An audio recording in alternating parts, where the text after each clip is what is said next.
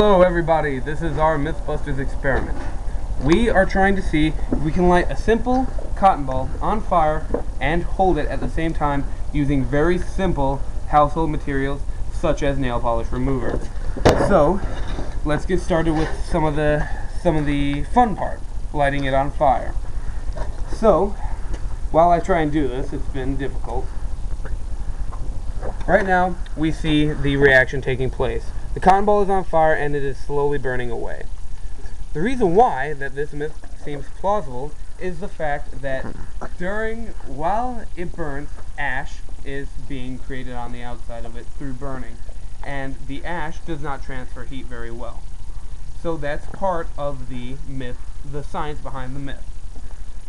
And so with the acetone in the nail polish remover, the acetone has a very low ignition temperature, so it takes very little to light and stay on fire. So we're going to try with a cotton ball. We're going to try out our variables of acetone-based nail polish remover and the non-acetone-based nail polish remover. For safety, we have some water just in case we need to put anything out. And we got our supplies, lovely blue lighter, and we got anything we need to hold, anything that's very on fire. So let's get on with the myth. So right now I'm going to try and coat the cotton ball in the acetone based nail polish remover to see if I can hold it. And we're going to record and try and find out how it feels to the hand, because while I was holding that cotton ball on fire, I could feel the heat coming off it. So we're going to see if there's any difference in how it feels. So let's start by lighting this bad boy up. Okay, it is on fire right now. I'm going to give it a minute to spread.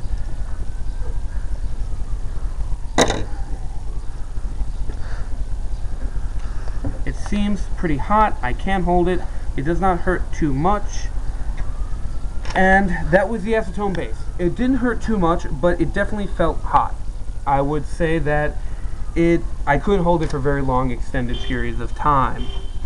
Now, we're going to try and coat the next cotton ball in the non-acetone based nail polish remover. So, as we're coating this, let's talk about some of the chemical properties of acetone. Acetone having a very low ignition temperature, meaning it does not take a lot to light. Now, as we just saw through the acetone-based nail polish remover, it was not very hot compared to when I was just holding it and I could feel the heat of the cotton ball. So it allowed the cotton ball, the outer layer of it, to burn and turn to ash rather rapidly. And that did not conduct the heat very well into my hand, thus pretty much saving me from getting a really bad burn. Now, we're going to try it with the non-acetone base and see how well it helps with not burning me. Come on.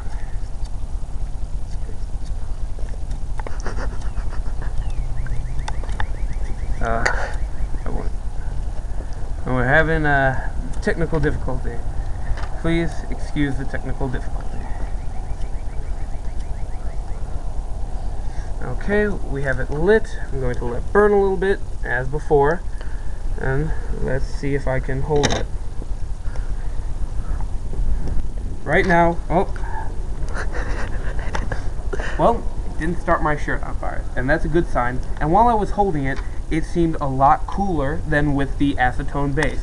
So I think we found out the first problem with the acetone as being the main reason behind the cotton balls not setting me on fire. So let's try that one again and see if we can get it to stay still. Now I'm going to coat it.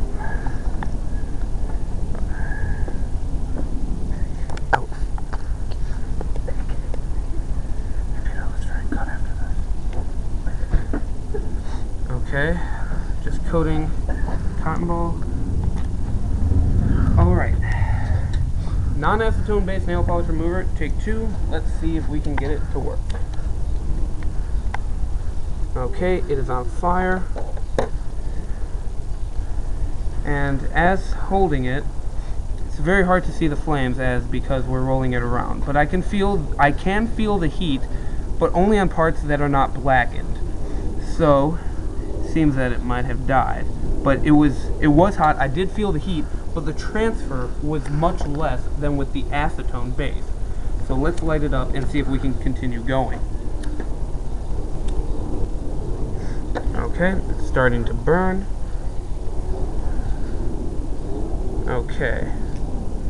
Now, it has been pretty well burned. And note that only places that had the first drop of non-acetone base are the only places that are not burned. Everywhere else that was coated just a tiny bit is darker and has a nice layer of ash on it. So that way, the ash, as the same as when people try and walk on fire, is protecting my hand and my skin from the heat of the fire. And the little science behind why people can walk on fire, science moment, is that they don't actually walk on fire. They're walking on the hot coals of the wood. And the coals is when it has already died down a bit and it has a fine layer of ash and soot on it, so the heat transfer through the ash is very minimal. And they also they have the heat displaced across the surface area of their foot, which is exactly what I was doing by rolling the cotton ball in my hand while it was on fire. So it seems that the science behind this myth is pretty sound, but we have also found out that the acetone base was a lot hotter, and it was a lot harder for me to hold, whereas the non-acetone base did not burn as easily and was also a lot cooler. But at the same time, we lost the ability to actually hold it for a long time because it extinguished. So now we've done a coating of each substance. Now we're going to try and see if we can make it a bit more coated. So I'm going to dunk. Saturated. Yeah. We're going to dunk it and saturate the cotton ball so that way it gets full of the chemical and see how well it works. See if we can even get it to start on fire. So I'm going to wash my hands off of any of the chemical. Dry them. I'm going to dry my hand, make sure the flint is able to ignite, and we're going to see if we can start this on fire.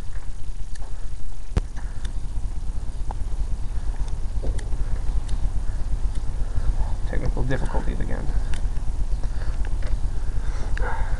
It seems that we can't even get it to light.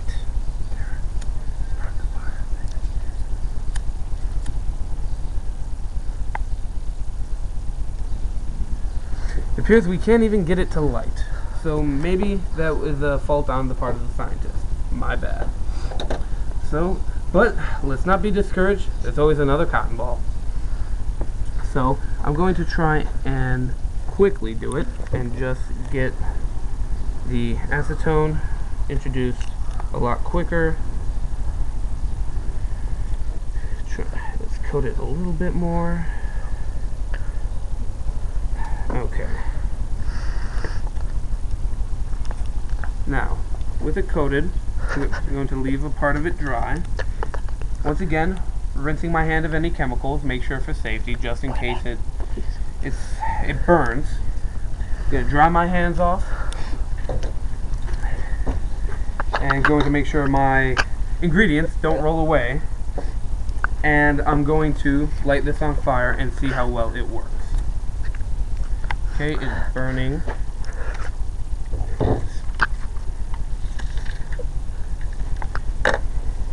Flame has already died out. So it doesn't seem to be working when you dunk it in acetone. Say there's no wind.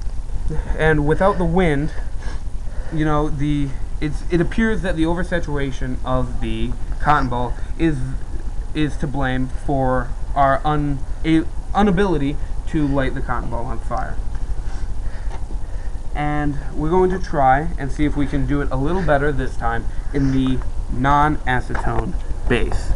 So we're going to dunk it just a little bit, let it go, try and push it in so the center gets it. Okay, now I left it mostly dry, so I'm going to light it on fire and I'm going to see if this is able to help. Kevin, I know you're back there. So it is on fire. It is burning. That was way hotter than before. I think it was a little bit too much acetone, non-acetone rather, in there, and it did not help very much. So, from what we have gathered, we have seen that saturating a cotton ball completely in one of the nail polish removers does not help, and having the other nail polish remover, have it be in the center, kind of have it more concentrated and be able to spread to the outside, is not very good either. But we have seen that coating the cotton ball in the chemical of choice does help rather than just holding a plain cotton ball. So we have proven that the myth is technically plausible, but some of the science behind it is not correct, because the nail polish remover with the acetone was a lot hotter and a lot harder to hold than the non-acetone base. So if you ever try and hold a fireball at home, don't try this at home, kids.